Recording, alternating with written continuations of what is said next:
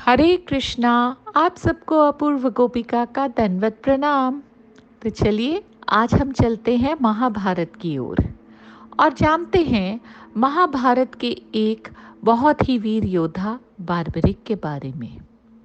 Barbaric वैसे तो एक यक्ष थे, परंतु उनका पुनर्जन्म एक मनुष्य के रूप में हुआ। वो महावीर भीम के पोते थे और अली अहिलावती जो एक नाग कन्या थी उनकी माता थी और घटोत्कच उनके पिता थे। वो बचपन से ही बहुत बहादुर थे और योद्धा थे। युद्ध कला उन्होंने अपनी माँ अहिलावती से सीखी और अहिलावती उन्हें साथ साथ यही शिक्षा देती थी कि हमेशा हारी हुई सेना का ही वो साथ देंगे। धीरे धीरे समय बीता।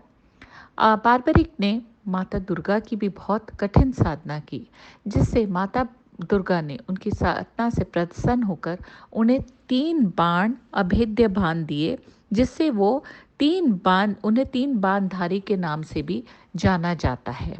और अग्निदेव ने उनकी तपस्या से प्रसन्न होकर उन्हें एक ऐसा धनुष दिया कि जब भी ये तीर लगा के धनुष बाण से त्रिलोक विजयी हो सकते हैं। तो इस प्रकार इनकी ताकत बहुत अभेद थी और ये शूरवीर थे। धीरे धीरे महाभारत का समय आया, कौरव पांडवों के युद्ध का समय आया। तो बार्बरिक ने भी सुना और सोचा क्यों ना मैं इसका हिस्सा बनूं। तो ये सोचकर वहाँ निकलने से पहले वो अपनी माता के पास आशीर्वाद लेने जाती है। माता उन्हें भरपूर आशीर्वाद देती है और जो वचन उन्होंने अपनी माता को दिया था कि वो हारी हुई सेना का साथ देंगे, वो दोबारा लेकर वो चल पड़ते हैं। उनका घोड़ा नील घोड़ा है, नीले रंग का, और कंधे पे उन्होंने धनुष और अपने 3 बाण रखे हुए हैं और कुरुक्षेत्र की तरफ जा रहे हैं। वहाँ पर श्री कृष्ण को थोड़ी परेशानी हुई।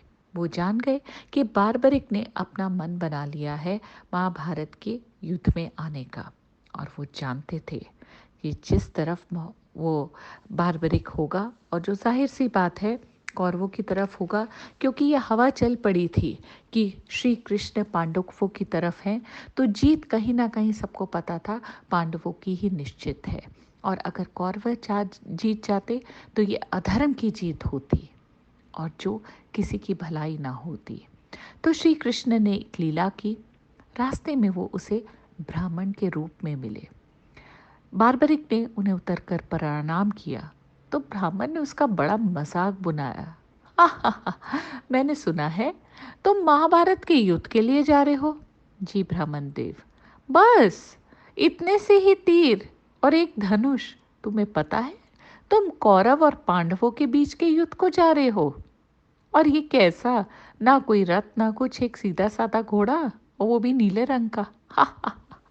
कैसा भेद है तुम्हारा, कैसा वेश है।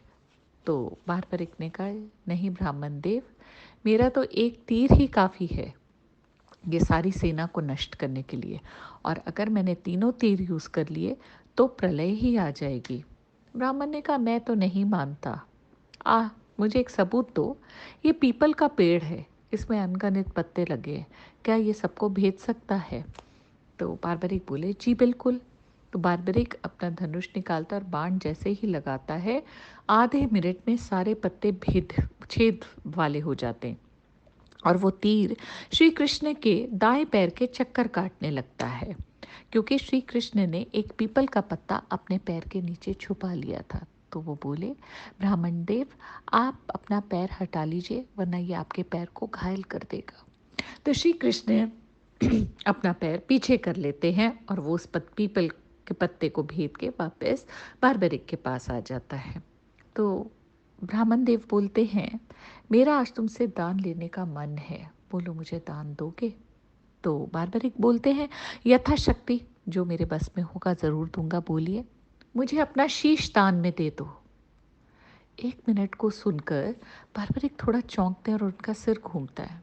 बोलते हैं, आप कौन हो? आप अपने दर्शन दीजिए मुझे, आप एक साधारण ब्राह्मण नहीं हो। तब श्री कृष्ण अपने स्वरूप में आते हैं। वो बोलते, भगवान मैं तो धन्य हो गया कि आपके दर्शन मुझे हुए, कृपा करके मुझे अपना विराट स्वरूप भी दिखाइए। और श्री कृष्ण उनका मान रखते हैं और अपना विराट रूप उन्हें दिखाते हैं, जो बार्बरिक देखता ही रह जाता है और उनके चरणों में झुक के प्रणाम करता है। और फिर भगवान उसे समझाते हैं कि युद्ध भूमि के पूजन के लिए, युद्ध से पहले युद्ध भूमि के पूजन के लिए एक अत्यंत शूरवीर के शीश का दान मांगा जाता है और तुमसे बड़ा शूरवीर कोई नहीं है। तो बोलो, मुझे अपना शीश दान में दोगे इस युद्ध भूमि के पूजन के लिए? वो बोलते हैं अवश्य। श्री कृष्ण परंतु उससे पहले वो श्री कृष्ण से एक वरदान मांगते हैं। बोलते हैं, मेरी बहुत अभिलाषा है कि मैं युद्ध होते हुए देखूं। तो श्री कृष्ण कहते हैं तथास्तु, और अपने सुदर्शन चक्र से उनका शीश काटकर ले जाकर बड़े अच्छे स्थान पे, वहाँ की एक पहाड़ी पे रख देते हैं, जिससे बार्बरिक आराम से दोनों तरफ का युद्ध देख सकता है। खैर, युद्ध समाप्त होता है और विजय पांडवों की होती है। लेकिन पांडवों में आपस में मतभेद होने लगता है, क्योंकि पांचों पांडव अपने आप को शूरवीर समझते हैं और सोचते हैं कि मेरे कारण युद्ध जीता गया और मेरे कारण। तो श्री कृष्ण कहते हैं, वहाँ पर दोनों सेनाओं का एक साक्षी था, बार्बरिक, उसी से बुला के पूछते हैं। तो बार्बरिक के पास ये जाते हैं तो बार्बरिक कहता है, जी हाँ, मैंने दोनों तरफ का युद्ध देखा था, लेकिन उस समय तो मुझे सिर्फ श्री कृष्ण का चक्र और श्री कृष्ण ही दिखे। श्री कृष्ण का चक्र पूरे भरपूर सेनाओं का, कौरवों की सेनाओं का सिर धड़ से अलग करता जा रहा था, और श्री कृष्ण की युद्ध नीति, उनका आशीर्वाद और उनकी वीरता युद्ध कौरवों को खत्म करती जा रही थी। और दूसरी तरफ मैंने माँ काली देखी, जो श्री कृष्ण के आदेश पर सारी दुश्मन सेना का, घायल दुश्मन सेना का रक्त पीती जा रही थी। और सुदर्शन चक्र का तो मैं क्या कहूँ, दिन रात वो गोल गोल चक्कर काट रहा था। तो इस युद्ध के विजय और कोई नहीं, श्री कृष्ण है। तो सब श्री कृष्ण को प्रणाम करते हैं और श्री कृष्ण बड़े प्यार से बार्बरिक के शीश को उठाकर खाटू नाम की एक जगह पर विराजित कर देते हैं और अपना नाम भी देते हैं, श्याम। और तब से बार्बरिक, एक वीर योद्धा, खाटू श्याम के नाम से प्रसिद्ध हैं। उनका आज भी खाटू नाम जगह पे मंदिर है।